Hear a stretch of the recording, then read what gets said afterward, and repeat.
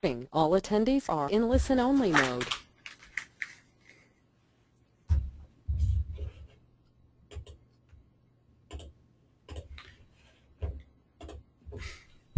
Well, good afternoon, everyone. Thank you so much for joining us today for this New Hampshire Municipal Association hosted webinar The title is Improving Town Websites for Voters and Officials. My name is Christian Pearsall. I am today here with a few folks from the League of Women Voters of New Hampshire, Liz Tentarelli. Good afternoon, Liz. Hello, Christian. And Nancy Marashio. Hi, everyone. All right, I am just going to take a minute to get us started. For those of you who haven't participated in one of our webinars before, just a couple of tips on how to get the most out of this presentation. First, you're going to have a control panel. It's probably going to be on the right-hand side of your screen. If you click that orange arrow, it's going to minimize that panel, and you'll be able to see the full presentation screen. This presentation has a lot of graphics and images, so I suggest you do that. To open it up, you click that orange arrow again, and then it's going to pop back open. The reason you want it open is to submit questions. We certainly encourage your questions today. They will be done through the questions text box. So as anything comes up throughout the presentation, please do type it in. We will be monitoring those questions throughout the session.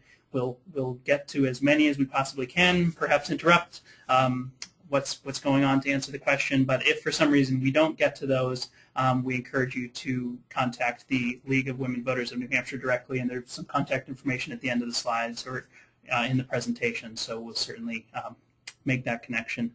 Other than that, just a couple of quick housekeeping things. We are recording this, so hopefully by Friday I'll share that recording link with you, and you can certainly feel free to share that with anyone in your municipality who you think would benefit from the presentation. And finally, about an hour from the end of this session, you will get a quick email and request to complete a survey just asking how we're doing on these webinars. So we appreciate your feedback. Oh, yes, raise the hands also.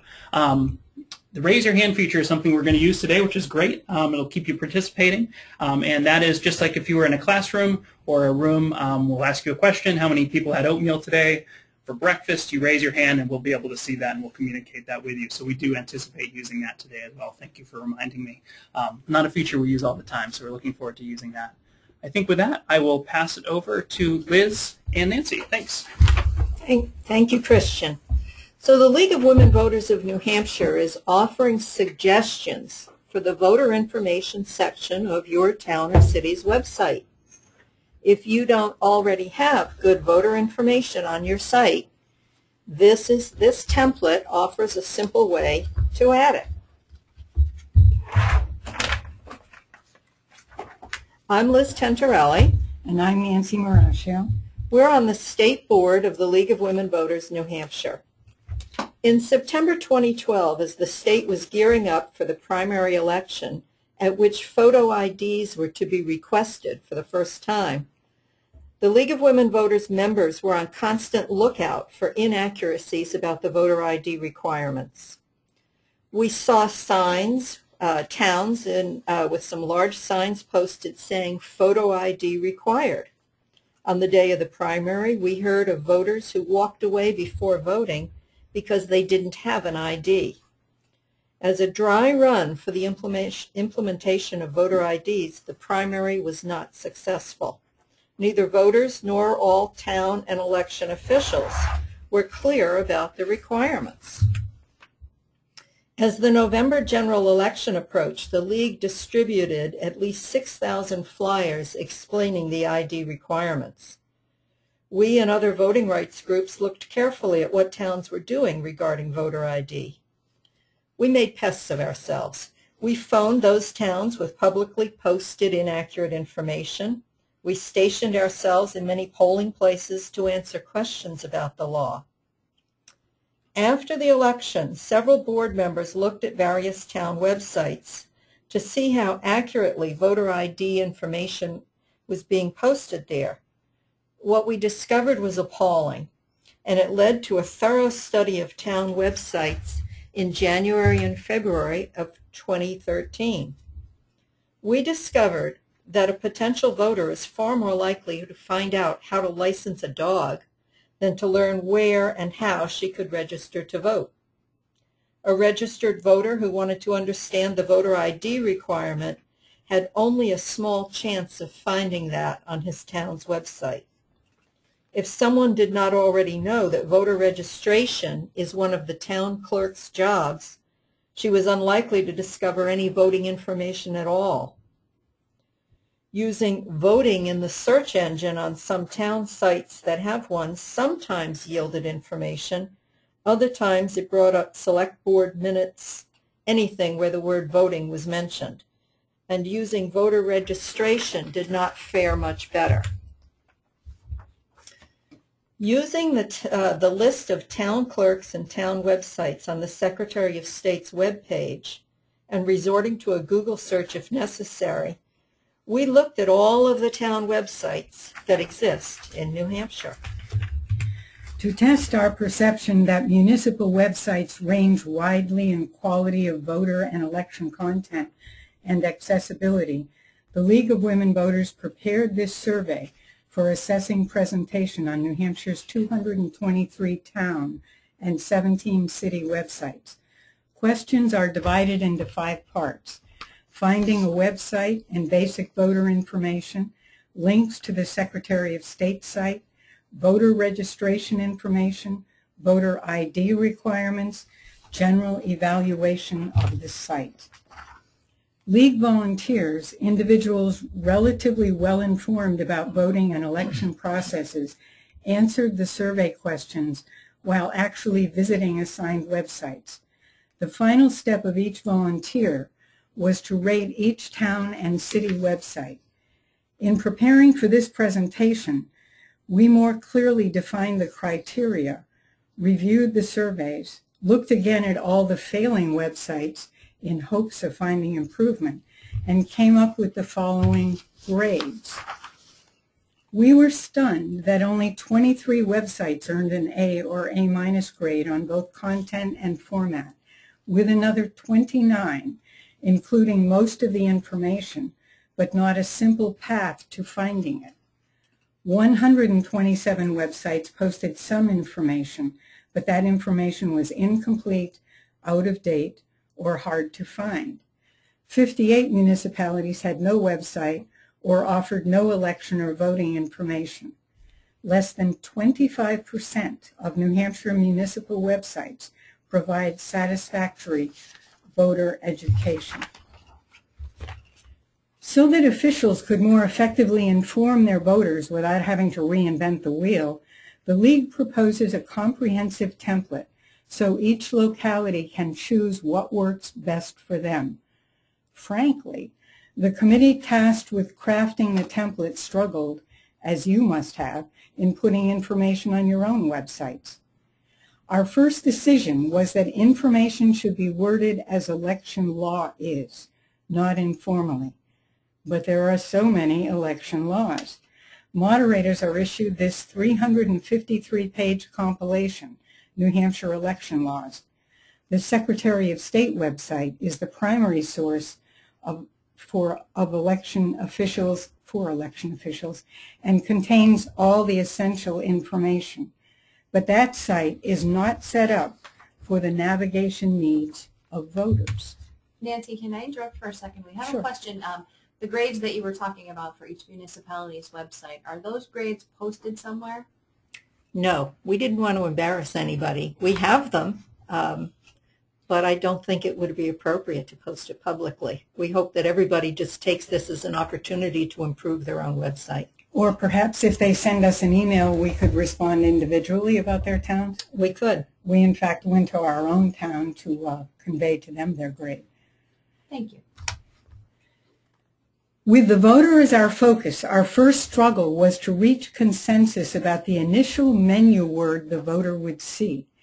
Even our A sites had not settled on one word. They used all of those you see here.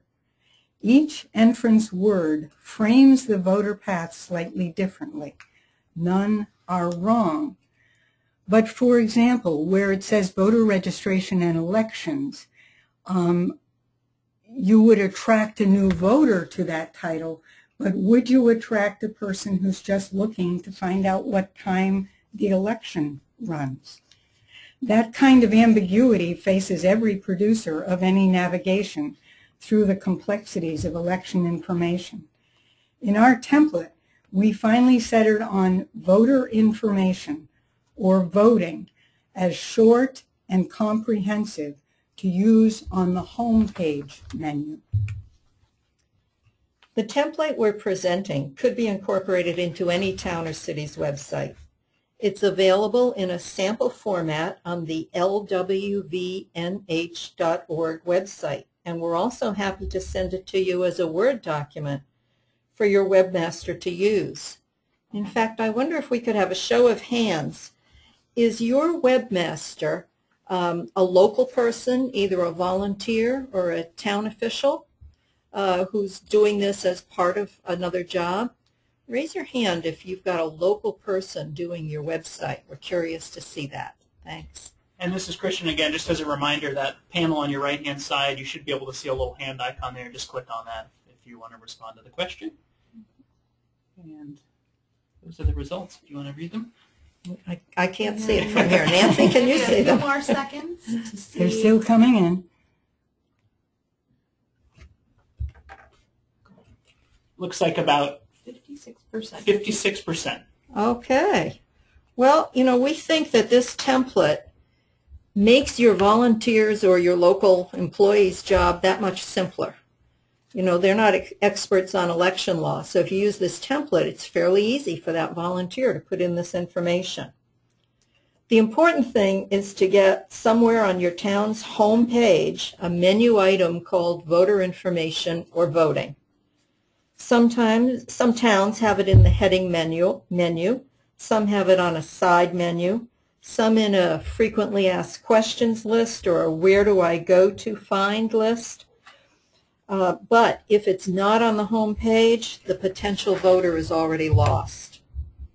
So here's the town of Raymond's home page, and there's their voter information link right in their home page banner. The town of Farmington and several other towns have where do I go for lists.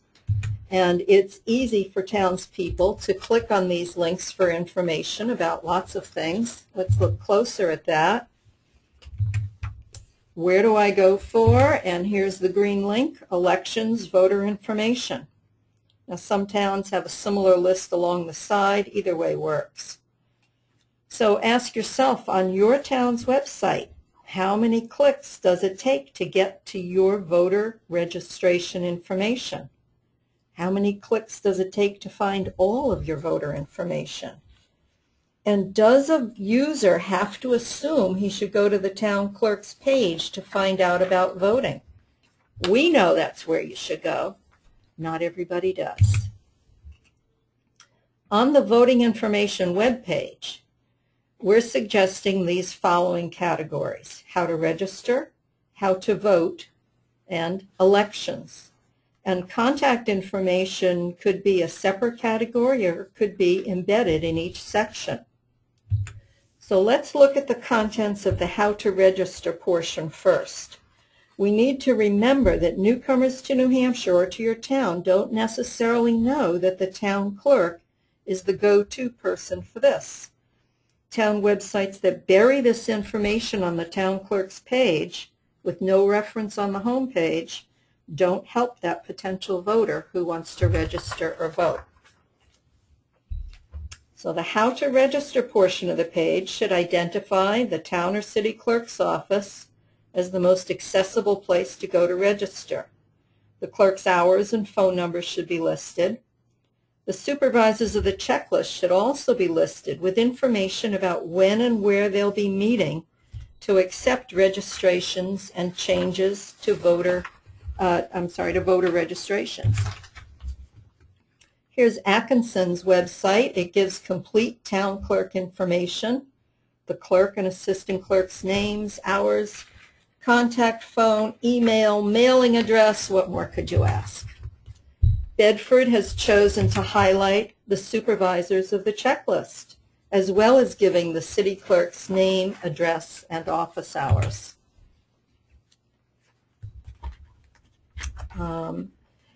In this template for the how to register portion of the voter information page, We're trying to really save time for the town clerk and supervisors by listing the documents a potential voter should bring. This can be done by copying information from the Secretary of State's website or by inserting a link. You should mention the required affidavit option if some documents are not available. So this page explains there are 4 ways to register. First is in person at the town or city clerk's office at almost any time. The next 2 ways are with the supervisors of the checklist and on election day itself. The specific days and hours that the supervisors of the checklist will meet should be posted, but if updating your website frequently is not possible, you could give a name and phone number so a voter can call someone to find out this information. The 4th way to register is absentee. This part of the template offers language that you can use on your website to explain this option. And this does come from the Secretary of State's website. You may summarize voter registration requirements on the voter information webpage, or you might choose to post a link to the Secretary of State's webpage that has explanations of voter registration.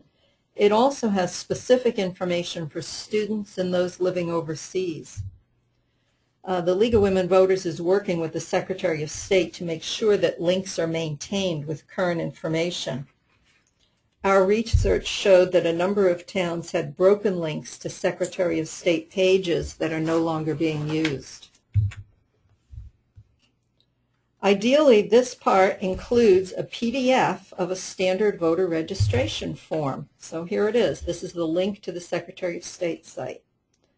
The webmaster could follow the example of the town of Hill, and they've got this link, and then you download it as a PDF. It can be printed out. Or the webmaster could scan a registration form and post it. And then contact information for how to register.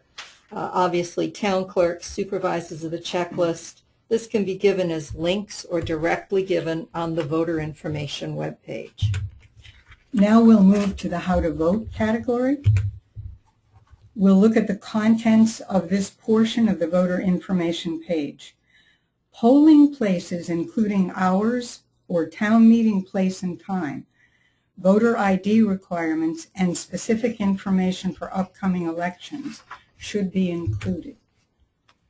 The How to Vote section will include information for where to vote in person, the polling place name, as well as its physical address for those new to the area should be given.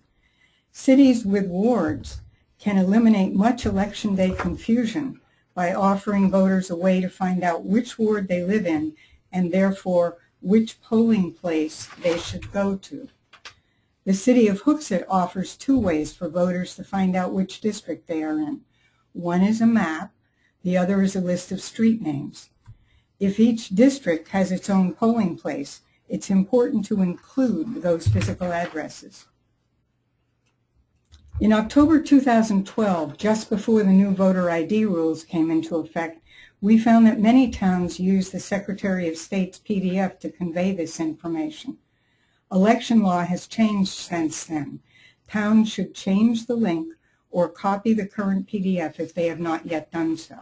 Could we get a show of hands, perhaps, of how many towns and cities did post that 2012 PDF? We'll see what's coming up on that.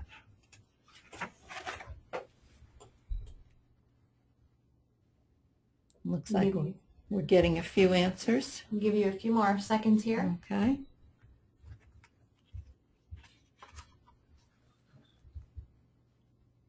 Let's see. And of course that PDF is now out of date because the ID laws did change. So there's now the 2013-2014 PDF on the Secretary of State's site. You could make that change. So it looks like 16% Okay. of the participants today. Okay, so there's something that you want to think about for the upcoming elections, is including that voter ID requirements. It's really a very clear PDF. And to get back to your point from the beginning, we have one person who said, I believe it was on the town clerk page, buried. Yes. So it's not only putting it there, it's putting it in a place where someone can find it. And that's what we found as we did this survey. Hill's website begins with a prominent link to the Secretary of State's site. Alternatively, the PDF can be posted on the town site rather than requiring voters to link to the Secretary of State's page. Oops, sorry. Please don't put inaccurate voter ID requirements on the website or on town signs. Remember, it's not true that a photo ID is required. For those without IDs or those who forget to bring them, filling out an affidavit is a legal option. The Secretary of State's website gives accurate wording. This is the Secretary of State's webpage showing the current link to the voter ID explanatory document. This is the PDF from that link.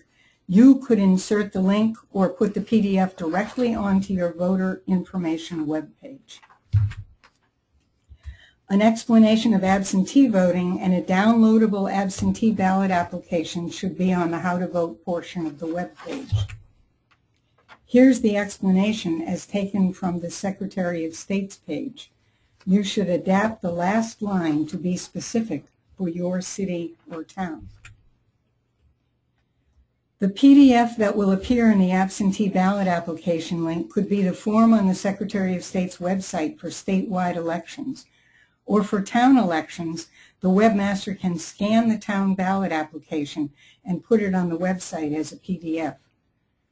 For military personnel and others living overseas, put a link to the federal UOCAVA absentee ballot application link on the Secretary of State's website. And we looked that up and found that that ballot is for absent, I'm reading from the law, absent informed service voters, voters temporarily residing outside the U.S., and federal ballot only voters domiciled outside the U.S. Wow. This absentee ballot application for the state and federal elections in 2014 is now on the Secretary of State's website as a PDF. Hopkinton offers this local election absentee ballot application as a PDF. It includes directions for returning it to the town clerk's office. Hampstead puts the link for the absentee ballot application on the same page as the directions for sending it to the town clerk via mail, email, or fax. Overseas voters can apply online for absentee ballots via this link through the Secretary of State's website. The town of Farmington has links for absentee ballot applications.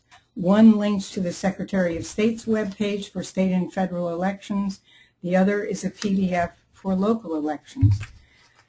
This town site serves as a good segue to the third topic on the voter information page, elections. So the elections page of your website will have several sections.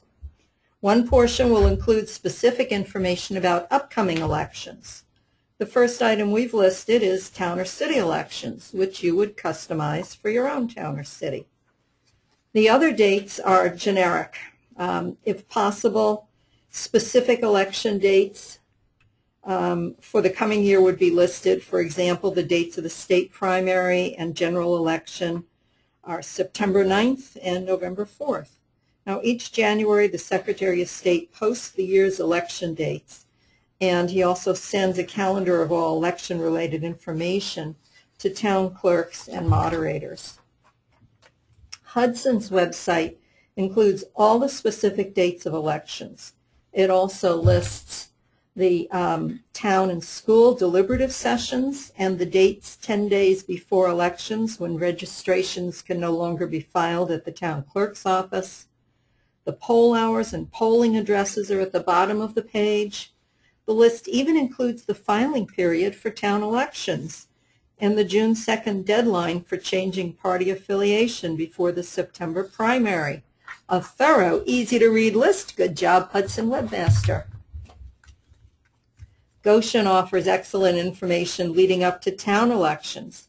It includes not only the filing dates, but also a list of positions to be filled and when and where to pick up candidate forms. Note that at the bottom is an alert to voters about an upcoming planning board hearing on zoning amendments on the town warrant. Again, a very thorough site. Now, the League of Women Voters believes that the information we've suggested so far is absolutely necessary.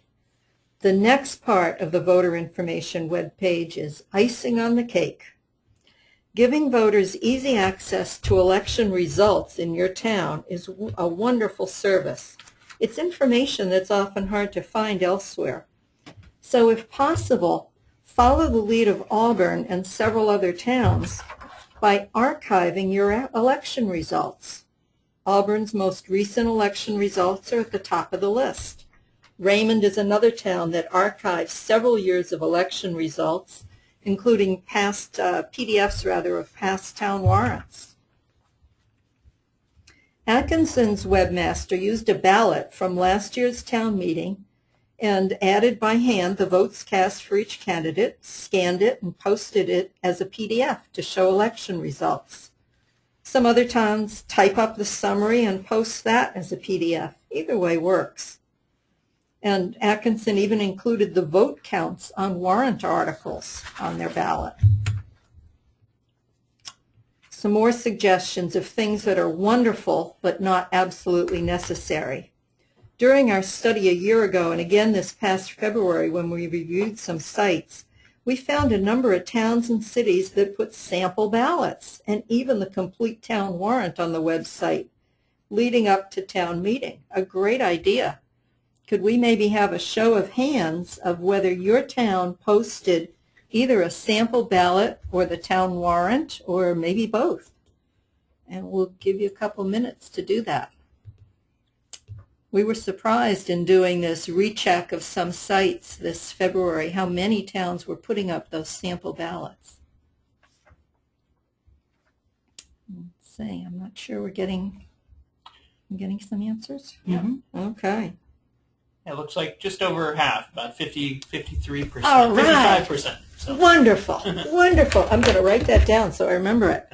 That's great. You know, because I think on local elections, sometimes the hardest thing to find out, wouldn't you agree, Nancy? Correct. Is who is running for, you know, some of the offices in town, and, you know, what is on the warrant article? What's the actual wording? You hear chatter in the coffee shop and you don't really know. So posting that is great.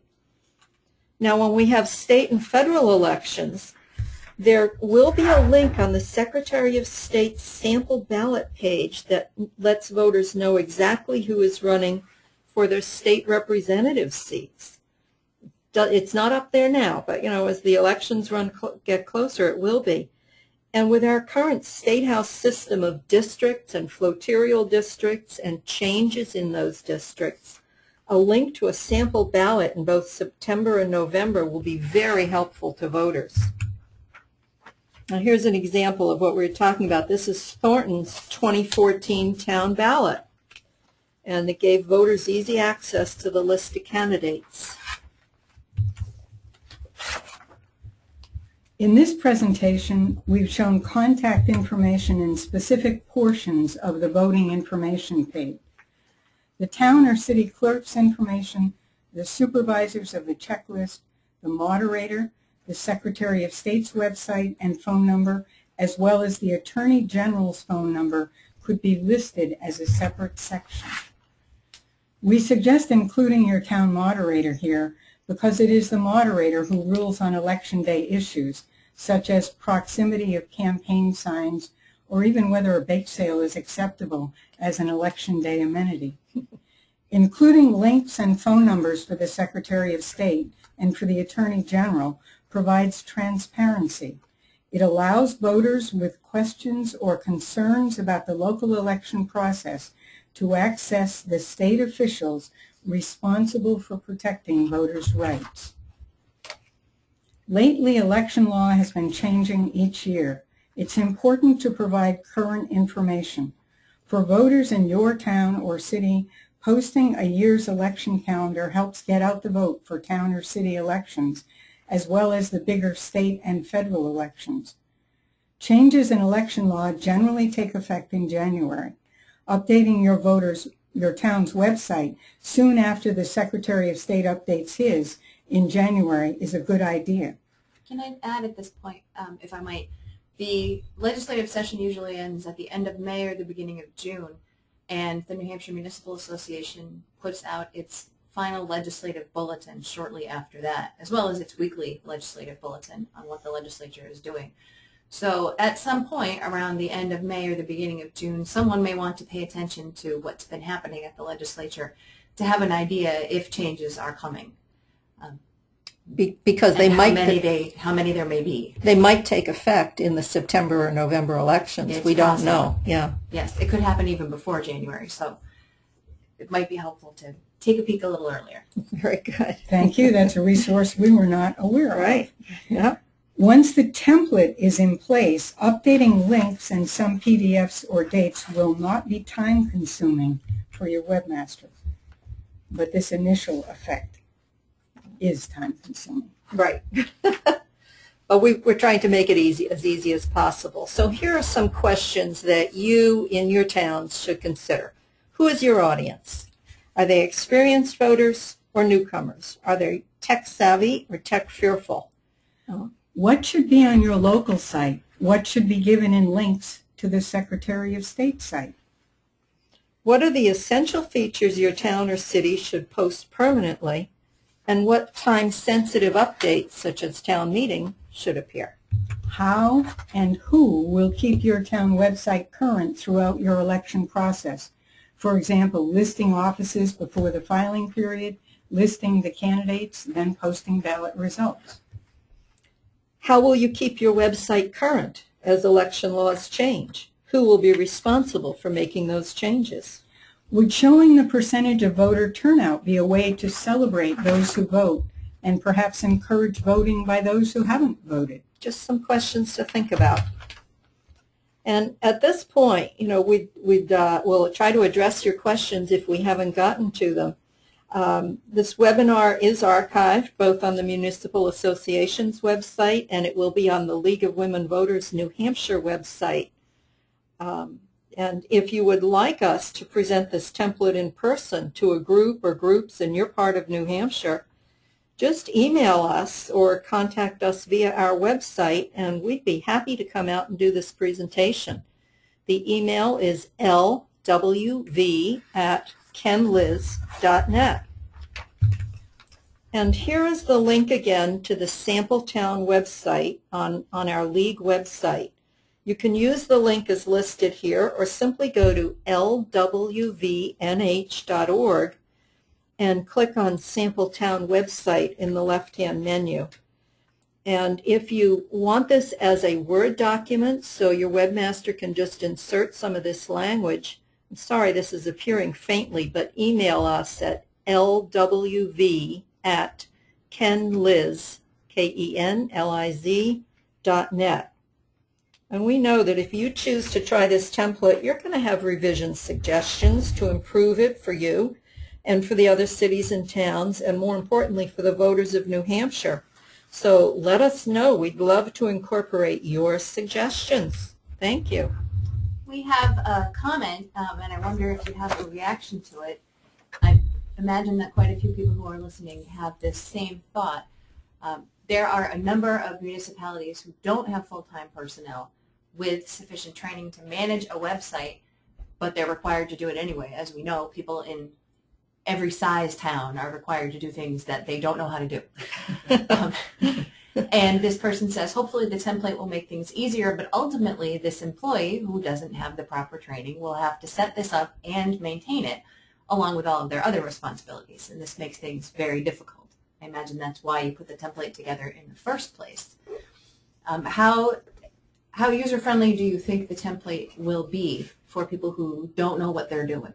I think it's going to be very simple because it could just be create a new page that says how to vote, have these 4 categories, how to register, how to vote, elections, and contacts, and the information that's going under there is easy to type in. So this could be done on any website. If you don't have the resources to update the website frequently, you can use some generic information, and you can use more links to the Secretary of State's website where these things will be updated. It's not quite as user-friendly as having it on your town website, but it's certainly better than nothing. In fact, it's very good because the Secretary of State is trying to improve his website, and we're working with him to make it more user-friendly. Actually, I was thinking about that while you were talking, and my initial reaction was that we shouldn't hesitate to call the Secretary of State's office or send them an email at any time if information is not updated, or to ask when they're going to update it. Good suggestion, Christine. I agree. And to follow up on something you just said, do you think it's better to have information that is slightly out of date or no information at all? Which one's worse? I would say neither of those is okay, and a link to the Secretary of State's website at least goes to the person who's responsible for being updated. That's a great answer. There. Are you here? We have a question. People want to know who did what. Are you comfortable sharing which town, in your opinion, had the best voter information display? Oh, Nancy is flipping through this. We had a few A towns. I would be reluctant to share one, but we do have all the towns in alphabetical order, and I will share some of the A's. Again, there are only 23, so it won't take long. Ashland, Atkinson, Auburn, Bennington, Berlin, Bedford, sorry, skipped that, Bow, She's flipping. I'm flipping. You can hear the pages. You'll notice some of these are very small towns. Some are cities. The city of Bedford had an excellent site, and we're keeping it very up to date in 2013. They're a town, actually, but they do have they have a decent infrastructure. Yes. Okay. Website. Thank you. Yes.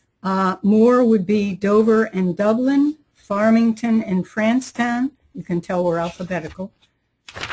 And I apologize if I missed one. Hampstead, Hill, Hooksett, Hudson, Keene, Laconia, Lincoln. I'm still flipping. Is it all right to take time to do this? Okay, yes. It's nice to honor the towns that have, A-town, right.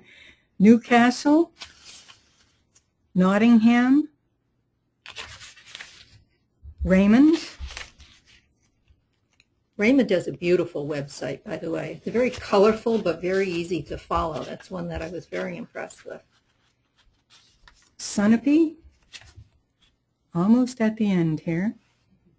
And Sunapee was one of the... some F's as you flip by. Yeah. Yes, there are F's. Wentworth, and that would be it.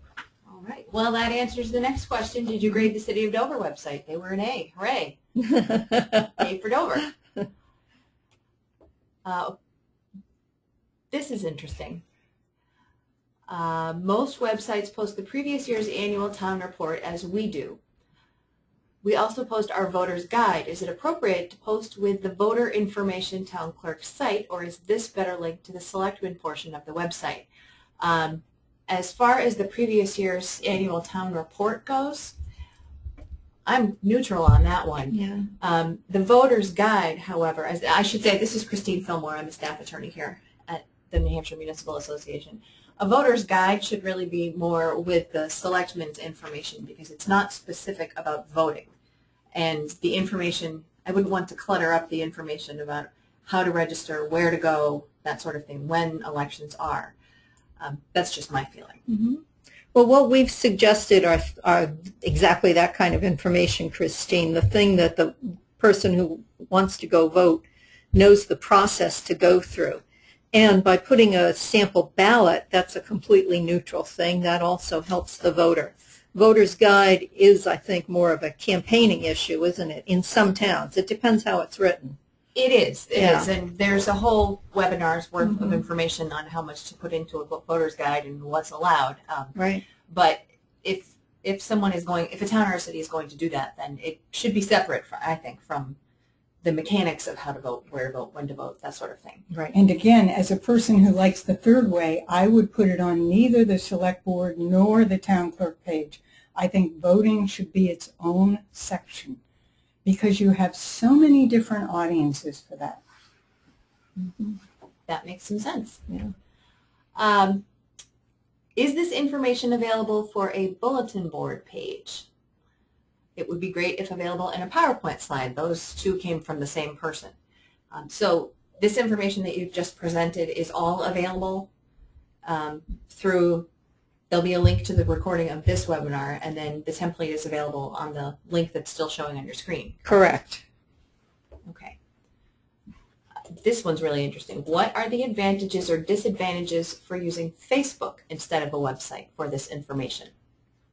I've got my personal opinion. There are some people who simply refuse to use Facebook. They can't access it unless they have their own Facebook account, and there's a certain paranoia right now about Facebook.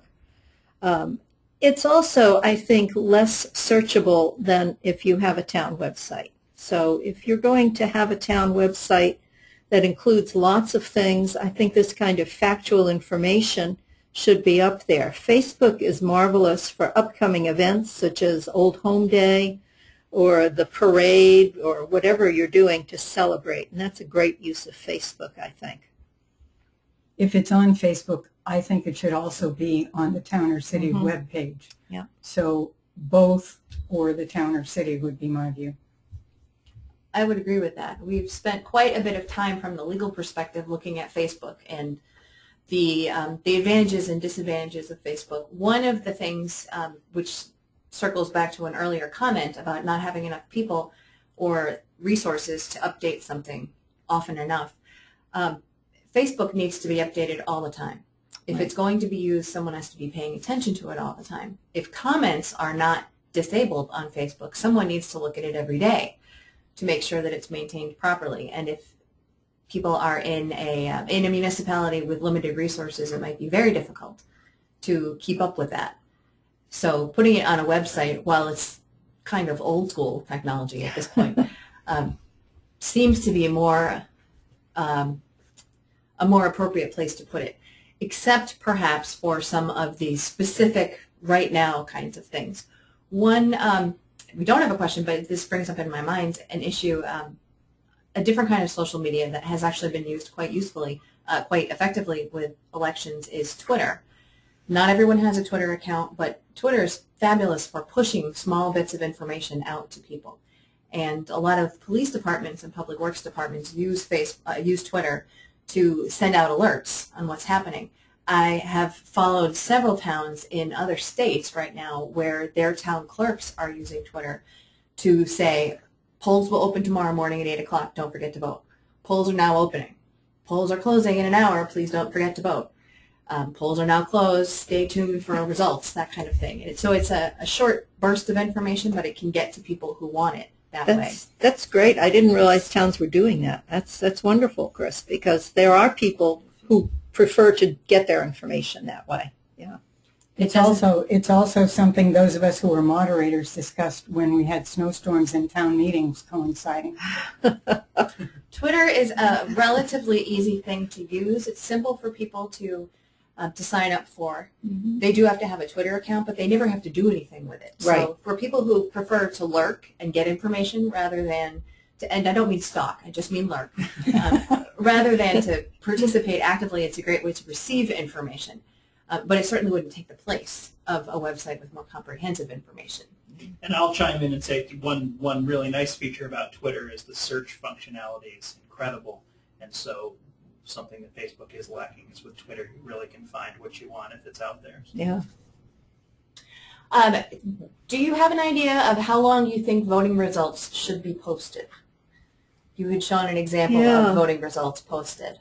Frankly, I am a bit of a wonk on this stuff, so I would love to see how a particular town voted in a state or federal election and then see 4 years later how the vote differs, not per person, but by party or even numbers of turnout. One thing that I've done is to personally archive some information from the 2012 election, because I'm not sure where else it might be archived. So I actually printed out some results, and I want to see if we're pushing this town website if it at all encourages voter turnout 4 years hence. So I think for town elections, you want to archive it for the year, because then until the next year you want to see who got elected. Town warrant, probably the same thing. But some of these towns, the town of Raymond, for instance, has it archived at least back to 2009. There's an additional use in archiving. Many towns have non-resident taxpayers who are not there, perhaps, when voting and elections take place, but they pay taxes in your town and they want to know what the town is doing. So if they show up in May as Florida bunnies or whatever they call them, it's important to have that kind of information for them as well. That's a good point. They're not there to vote because they're generally not registered to vote there, but it does affect them. Right? They're not there to have the beautiful weather that we're having today, right? Exactly. Yes, windy and freezing, in case you wonder. Is the template link that you have in a PDF form, and is that why we need to request to receive it in a Word form so we can personalize it for our town? It's not there in a PDF form. It is there as a web page on our website. So that's why I suggested the Word document, because then you can just lift paragraphs and put them in. And that's how I would send it to you. I could send it as a PDF too, but then you couldn't copy it quite as easily. Cut and paste is very easy. Yes. For towns with town meeting, do you know which statute mandates the type of articles that must be voted on by ballot voting, as opposed to during the business session of a traditional town meeting under the warrant? I'd love to understand this as a webmaster and possibly publish it online. I don't have that information right now. But if you'd like to keep talking, I've just been handed a book that might help me. We've I saw a picture of. We've got the New Hampshire Election Laws Manual 323 pages. And certainly if we can't find it right now, Christine will keep searching and we can email you back with that answer. It's an excellent question, because we have heard of some town meetings that were struggling this past March with various what seems like minor issues, but they really get people upset. And, you know, what goes on the ballot, what gets voted on in person. Yes, that's an important question. I don't have that information here, but if you would like to send me a legal inquiry, I would be happy to get it for you. There is a statute that says that the only things that are permitted to be on the official ballot are questions that some other statute says can be on the official ballot. And I will find that for you and provide it to you if you would like to send me an email. You're not soliciting this information, but it's important to know that there is an election study committee in the legislature, because those of us who are moderators know there are conflicting laws, there are ancient laws, there are piecemeal laws, and that committee, we are told, is going to go around the state to solicit information about what they should be looking at. I would encourage you, when they're in your part of the state, to send somebody to the meeting with your questions, because we need to see election laws as a whole instead of the way they are now, I think.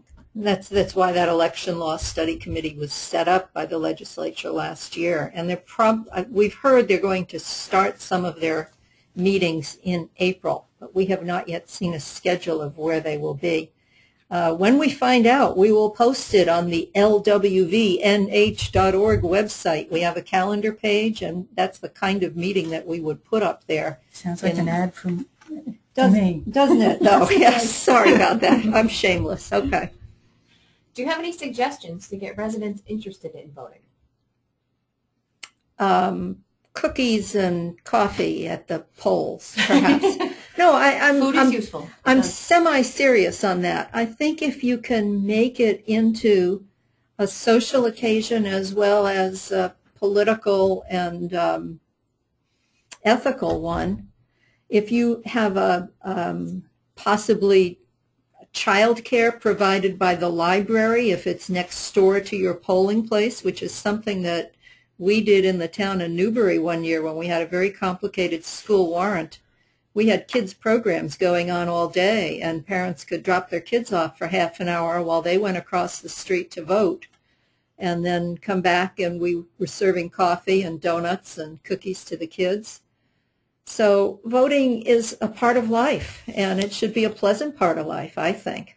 I also think that putting things in your local paper that announces not only when the election will be, but interviews with who's running. Some of the weekly papers in our area are very willing to do that. That's another way to get people interested. Or use your local library and have a discussion about candidates or articles, or make it something that informs people so they want to come because they have an informed opinion. Those are all great suggestions. Okay. And now, thanks to Nancy, I have an answer to the previous question. The statute that explains which questions can go on the ballot for election voting, with election voting, is RSA 39:3-d. It's called Placement of Articles on Official Ballot. And what it says, I'm paraphrasing, is that the only things that can go on the official ballot along with elections are things that another law says can go on the ballot. So, for example, there is a provision in the zoning statutes that says that any proposed zoning amendment or proposed zoning ordinance must be on the official ballot. So that's the sort of thing that gets voted on along with election of officials. There are a few other things like that. But if there is no statute that says it goes on the official ballot, then it does not. It is a simple warrant article that gets dealt with during the rest of the meeting. Mm-hmm. So again, that statute is 39:3-d. To answer that question. Will a copy of this presentation be available to us after the webinar? Yes. You will get a link to the webinar on Friday, probably. Friday, probably. Maybe Thursday. That's why I say probably. It depends how. What comes up between now and then. By the end of the week, Yes. for sure. And I can include, I sent out, for most of you should have received it, unless you signed up right at the last minute, a PDF copy of this presentation, which I will include again as well. But I think certainly the presenters here are more than welcome to engage you in a discussion if you need more information as well. Yes, thank you. We have another question here. When you studied town sites, was it commonplace to find background information on candidates? I proposed this to town officials, but there was a lot of hedging and legal concerns, so ultimately we didn't go forward with it. Any good examples? I don't think we found any sites that did that. Occasionally, I'm trying to remember, but I think occasionally there was a link to a kind of voter guide on another page, and it said something about candidate background or something. But I think that maybe there were 2 or 3 of those, and I'm not even sure which towns they were. So that I'm would have actually been glad to hear that, because including information on the backgrounds of candidates could possibly be seen by the Attorney General's office as electioneering. right. And that is not permitted. We have had some unfortunate examples in the past of local boards that have endorsed a particular candidate or a particular question, and the Attorney General's office has been most displeased with that. So if it is very obviously, as a voter, I'm interested in what's going on with candidates in my municipality. So holding a candidates night or doing any of the things that you said earlier, providing people with a way to get information about candidates, but in a way that doesn't look like the town or city is endorsing any particular candidate, is the way to go. And I don't think we saw that at all. We never saw that as we We have a studied good it. suggestion coming up. Yes. Our town has a formal candidate night sponsored by a local organization, which is posted on the homepage of our town website. Yay. Something saying, well, there will be a candidates night. It will be on Wednesday, the 12th, at whatever time here. That information that's neutral information. Here's a place where you can go to get information about the candidates and learn about it. And the more people get interested in the candidates, obviously, the more likely they are to vote. So neutral information like that would be a great thing to do. Yes, that should definitely be on there. As many of those candidate forms that the League is aware of, we post that on our election page or on our calendar page. So I know there's a group down in think it's the Peterborough area, who was hosting candidate forums in a number of towns there, and they wrote to us and said, here's what we're doing, can you publicize? And we gladly did. So keep that in mind, folks. Let's see. Have we got any other questions? Hearing none. Going once, going twice. Well, we thank you very much for this opportunity to do this webinar with you and to spread the word, and we hope to see town websites adding more information on voting. And again, let us know if you have better solutions than we do, because we'd like to update the matrix just like you update the website. And like I said, I'll be sure to include a link to the recording, a link to the presentation, as well as the contact information for everyone for your convenience, no later than Friday. And also, again, one more time, in about an hour, an email you will receive. Just provide your feedback. We really appreciate it. Absolutely read it, and that's very helpful for us. So thank you. Thank you.